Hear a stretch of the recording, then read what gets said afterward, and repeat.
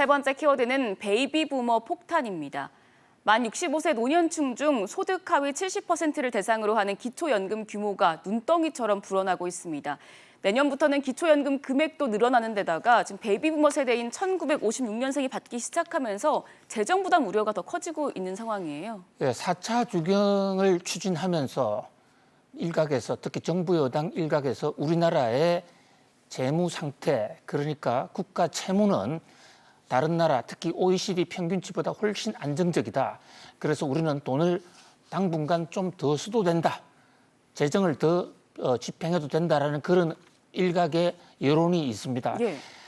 현재 상황에서의 우리나라 이 국가 채무 지표가 다른 나라보다 좀 좋게 나타나는 것은 사실입니다만은 누차 말씀 올린 대로 우리나라는 6.25 전쟁이라는 남들이 겪지 않는 전쟁을 겪다 보니까 베이비 부머라는 것이 중간에 태어나게 됐고 이 사람들이 노년층으로 편입하게 되면 우리나라 재정이 급속하게 악화될 수 있기 때문에 미리미리 준비해야 된다는 지적이 많이 왔습니다.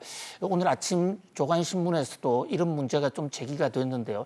특히 지금 주목되는 것이 이 기초연금. 기초연금이라는 것은 나이가 60이 됐는데 소득이 하위 70%에 속했다 이럴 때 아무 조건 없이 주는 돈입니다. 65세 이상이 되면 월 30만 원씩 지급이 되는 건가요? 네, 현재 지금 30만 원 주고 있는데 이것을 정부 일각에서는 40만 원으로 더 늘리자라는 지금 주장까지 나오고 있죠.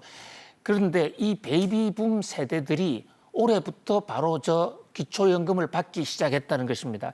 우리가 흔히 베이비붐 세대라고 하면 1953년생, 55년생부터 따지죠. 우리가 전쟁이 1953년에 끝나지 않았습니까?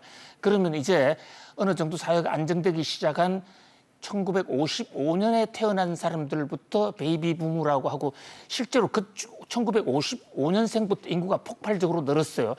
그런데 1955년생이 65세가 되는 게 바로 올해입니다. 그러다 보니까 저 55년생들이 올해부터 노년연금 지금 이 순간에도 이 기초연금을 신청을 하고 있고요. 내년 되면 1956년생 또 그 이후에는 1957년생 순차적으로 계속 지금 국민연금 중에서도 그 기초연금을 타게 되는데요. 기초연금이 올해 약 한 19조 정도 소요가 되는데 국회 추경호 의원의 추산에 따르면 저것이 곧 30조, 40조 넘어가서 국민 재정에 큰 부담을 줄 수 있다는 것입니다. 현재 베이비붐 세대 중에서 연령별로 볼 때 가장 인구가 많은 세대가 1960년대생이에요.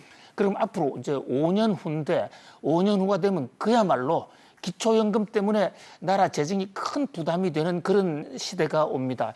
그런 것을 감안할 때라도 우리 지금 국가 재정이 국가 채무가 다른 나라보다 안전적이다라는 그 국제적인 비교만 생각할 것이 아니라 우리 내부에 이 다가오는 베이비 부머들의 폭탄을 감안하지 않을 수가 없습니다.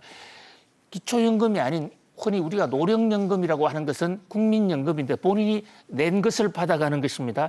그 국민연금도 올해부터 이 베이비 부머 세대 중에 특히 1958년 개띠들이 올해부터 수령을 합니다. 이 국민연금은 지금 62세부터 수령하게 돼 있는데요.